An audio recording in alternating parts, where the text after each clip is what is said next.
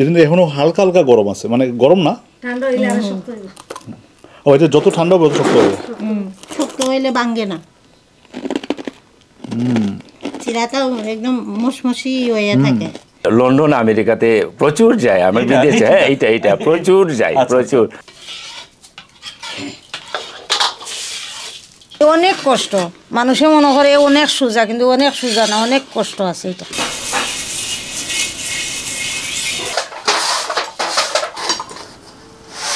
Hello viewers, শ্রোতা ইনফান্টের পক্ষ থেকে আমি সাকিব, আপনাদের সবাইকে জানাচ্ছি স্বাগতম। আর আজকে আমি এই মুহূর্তে আছি কমলগঞ্জের ভানুবিল মাঝের ঘাবে। এখানে হচ্ছে স্পেশাল চিরার মোয়া তৈরি করা হয়, যেটা হচ্ছে আখের গুড় দিয়ে। এখানে হচ্ছে তিলও ব্যবহার করা হয় এই চিরার মোয়াতে। তো চলুন আজকে দেখে নেওয়া যাক এই চিরার মোয়া বানানোর সবকিছু।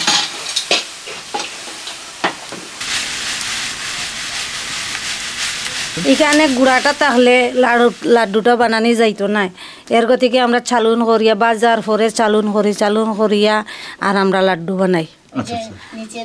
নিচের দিকে কালা কালা যে পুরাগুলা পড়লো আছে। আচ্ছা, বাস্তে তুমি যেটা ফুলছে এটা নিচে ফেলাই দিলাম। এটা ফেলে দিলেন, এটা কি ব্যবহার করবেন না? না, এটা ব্যবহার করবো না। এটা কি করবেন তাহলে? এটা ফেলাই দিব। ও, এটা একেবারে মানে ব্যবহারই করবেন না? না, এটাতে লেবু দিতে হয়? লেবুয়া দিতে হয় এটাতে। আগে আমরা সরিষা দিত, সরিষার তেল দিলে লাড্ডু বানানি যায় না। তো লেবু দেন কেন? লেবু দিলে বানানিও যায়। তারপরে এখানে যে চিনির অংশটা এটা কম লাগবো আর কি, খাইতে মজা, এই জন্য লেবুর রস দেন। লেবুর রস দিই। এই লাড়ুটা একলা একজনে বানানি যায় না, বানাইতে হইলে 2-3 জন লাগে, 4 বাজে নাইলে ঠান্ডা হয়ে গেলে আর লাড়ু বানানি যায় না, শক্ত হয়ে যায়। তার মানে 3-4 জন লাগবেই এটা বানাতে? 3-4 জন লাগবেই এটা বানাইতে। আর এই যে আপনি অনেকক্ষণ ধরে নাড়ছেন, হ্যাঁ, এই গুড়টাকে, হ্যাঁ, এটা মানে কতক্ষণ নাড়বেন এইভাবে? এটা যত সময় পর্যন্ত লাসা ধরছে না, এত সময় ওই লাড়তে তখন যেগুলো লাসা হইব হরর মতন শক্ত হইব, সময় গিয়ে আমরা চিরা আর তেল দিয়া আমরা লাড়িয়া লাড্ডু বানানি লাগে। তার মানে এটা একেবারে সরের মতো হয়ে যাবে, হ্যাঁ, আঠালো হয়ে যাবে। আঠালো হয়ে যাবে। যতক্ষণ আঠালো না হবে ততক্ষণ এবার নাড়তে থাকবো, জাল খাইতেই থাকবো। আগুন যত খাইব তো শক্ত হইব, আর লাসা ধরবো, লাসা ধরলে গিয়া লাড্ডু বানানি যায়, নাইলে যায় না। এই আমরা পানির চাললাম ছাড়িয়া এই চিনির জুইট দেখলাম, জুইটটা দেখার পরে যদি দেখি আমরা শক্ত হয়েছে তাহলে তো মনে করবো হয়ে গেছে, আর যদি দেখি শক্ত হয় নাই, নরম রয়েছে, এখনও শক্ত হয়েছে না, এখনও হয়েছে না, লাঠি তালাম। আমরা তো আন্দাজ খেতা করি না, বুঝি না। তারপরে আমরা মাপিয়া করি, 19-20 হইতো না করিয়া লাড্ডুটা যেন বানানি যায়। এইটার লাগি 1 কেজি গুড়, 1 কেজি চিরা আর 200 গ্রাম তিল। হ্যাঁ, প্রথমে নানি সুন্দর করিয়া এই চালনির মধ্যে করিয়া গুঁড়াগুলা ফেলাই দেব। এটা না ফেলাইলে তো বাঁচতে পারতো না, জ্বলি যাইব, দুই এরা করা লাগে। বাজার পরে আরেকবার ফেলাই, বাজার আগে আরেকবার ফেলাই, তার মানে ওখানে তো অর্ধেক শেষ হয়ে যায়।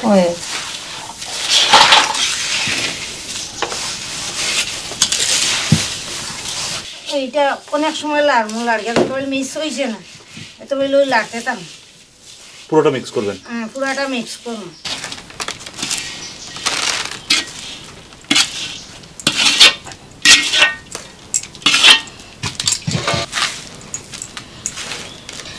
চিনিটা ভালোভাবে না রাখলে তো লাড্ডু বানানি যাইতো না। মানুষ বেশি লাগে, আমরা 4-5 জন মিলিয়া বানাই। ঠান্ডা হয়ে গেলে এটা সব ছাড়ি দিব, লাড্ডু বানানো ঠান্ডা হয়ে গেলে এরকম হবে না, মানে এটা গোল করা যাবে না, আলাদা আলাদা জড়িয়া পড়ে যাইব। আচ্ছা, এই জন্য খুব তাড়াতাড়ি করতে হয়, মানে চুলা থেকে নামানোর সাথে সাথে এটা এইভাবে গোল করে ফেলতে হয়, গোল করতে হয়। আমাদের উস্তাদ হইল আমার দিদি, আমার বৌদি, আমরা দুইজনের শিখাইছে, সে চিরা ভাজা, লাড্ডু ভাজা, লাড্ডু বলা, তিল ভাজা, কিভাবে চিনিটা জুইথ হয় এটাও শিখাইছে, উনিই শিখাইছে, উনি আমার রাজে উস্তাদ। বলের মতো গোল করতেছেন, হ্যাঁ, আর মাঝে মধ্যে পানিতে হাত দিচ্ছেন, এটা কি কারণে দিচ্ছেন? ওই যে চিনিটা তো হাতে লাগিয়ে থাকে, চিনি বলা যায় না, এটা লাগি পানিটা দিয়ে যে ওই যে হাতে লাগতে না করিয়া অল্প অল্প 1 আঙ্গুল দিয়া কিতা করিয়া করিয়া মাখায়।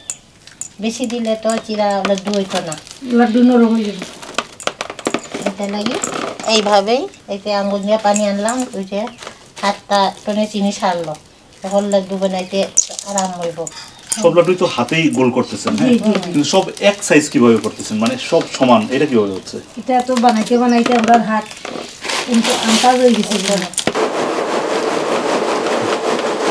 যে কোনো সময় লাড্ডু বানাইলে এইরকম করিয়া শব্দটা বার করায়, আকাশে শুনতো। আকাশে শুনতো, মানে আকাশকে শোনানো হয়, এটা কি কারণে? এইটা তো জানি না, ও মাইমরবি যারা করে আমরাও এখন এরকম হয়ে যায়। সবে মিলিয়া অনেক মহিলা বানাইতো, আমরা বাসায় কইতো হ্যাঁ ইনিও সরারেন তাহালো সরারেন মানে আকাশ, যারা দেয় সরারেন শোনাও, এটা করতো। এটা লাগি আমরা এখনো এইরকমই জানে, মানে ওই প্রচলনটা এখনো আছে। হ্যাঁ, আপনাদের যে কোনো অনুষ্ঠানে, হ্যাঁ, এই লাড্ডু কেন থাকে, মানে এই চিরার লাড্ডু? আগে মণিপুরীরা তো মিষ্টি দিত না বিয়ের সময়, চিরার লাড্ডু, তিলের লাড্ডু, খই এইটা দিয়ে মিষ্টি নিয়ে যাইতো। ওই যে মণিপুরি সেই জীবত যে এটা বাংলায় এটা কয় পানচিনিও না, এখানে এই সময় যে নেই যে মিষ্টি নিয়ে তো আয়, তখন ওই যে চিরা লাড্ডু এটা বাতেসা গোকুলকুন্দনা আগে তো না, তো এটা তো পাওয়া যায় বাজারে, আর তো মিষ্টি নাই। খই দিব, তারপরে এটার লাড্ডু দিব, আর পরে চিরারে দেখি রে কুতিয়া লাড়ু হইয়া বানায়, ওই যে তুষারসেন্নির মতো গুল গুল করিয়া, ওই যে আদা খিতা দিয়া কুটে, এটারে গুড় দিয়া ছোট ছোট ছোট গুল গুল বানাইতো দেখিতি কুতিয়া। এখন তো দেখিও নাই, এখন বাজারজাত বেশি মিষ্টি উষ্টি এটা কিনিয়া দেয়, কিন্তু দেবতার লাগি অল্প করিয়া হইলেও এগুলি দেওয়া লাগে। মানে এটা আপনাদের নিয়ম, এখন ওইটা আছে, মানে এটা আগেও ছিল, এখনো আছে। বিয়া শাদি হইলেও, মানুষ মরলে, শ্রাদ্ধ হইলেও, ঠাকুরের ঘরে কোনো বুক দিলেও লাড্ডু লাগে, খই লাগে। আমারও কাহিনী আছে, আমার শাশুড়ি আমারে কইছে বৈশাখের সময় লাড্ডু বানাইতো, খই দিছে আমারে, তে যা চিনিটা জাল দেওয়া হয়েছে না, পুরাপুরি পানির অংশ রয়েছে, আমি খই ডালছে, খই আস্তা লেপটি গেছে গিয়ে নিচে, আমি কইছি না আমার খইটা বড় হই না। আমার শাশুড়ি কয় তোমার চিনিটা হয়েছে না, এইটার লাগে এরকম হয়েছে কয়া, সব ওই খইটা এক লগে জুট বান্ধি গেছে। আচ্ছা সব তো অনেক কষ্ট করতে করতে শিখছেন। তারপরে তো সবাই তো শিখিয়া আয় না, আর করতে করতে না, এখন তো পুরাপুরি এটা নষ্ট হইতো না করিয়া ওই যে ওজন মাপিয়া করে। আর এখন তো আপনি পুরোপুরি ব্যবসায়ী। ওজন মাপলে তো কোনো ব্যবধান হইল না, এখানে চিরা যদি বেশি হয়ে যায় কি আরো আগে লাড্ডু বানানি যাইতো না, আর বেশি চিরা কম হয়, চিনি বেশি হলো বেশি মিষ্টি খাইতে মজা মিলে, সবকিছু মানে নির্দিষ্ট পরিমাণ হইতো, এইটা লাগি মাপাটাই আমার লাগি ভালো। মণিপুরি চিরা হইল গিয়া ফেমাস, একবারে প্রসিদ্ধ ছিল এই অঞ্চলে, এই মণিপুরি অধ্যুষিত এই অঞ্চলে, মানে সবাই জানতো যে মণিপুরি চিরা। আমাদের বাপদাদারা যখন মিল ইন্ডাস্ট্রি ছিল না, তখন আমরা মণিপুরি অত্র এলাকায় মণিপুরি চিরার যে কদরটা খুবই প্রসিদ্ধ ছিল, কিন্তু কালের বিবর্তনে আজকে মিল হওয়ায় আমাদের যে ঐতিহ্যটা এটা আস্তে আস্তে মানে ধসে পড়ছে। তো বিশেষ করে এই যে চিরার মোয়া, এটা আমাদের এই চিরার মধ্যে, এই যে মোয়ার মধ্যে বিভিন্ন উপকরণ আছে, যেমন ধরো এখানে লোকাল গুড়, এটা গুড় হতে হবে আখের, অরিজিনাল আখের গুড়, এবং এখানে তিলের ভাজা, তারপরে চিরা ভাজা, এটা বিশেষ ধরনের এটা প্রক্রিয়ায় এটা করা হয়, কিন্তু এটা খুবই প্রসিদ্ধ, খুবই সুস্বাদু এবং অর্গানিক খাবার।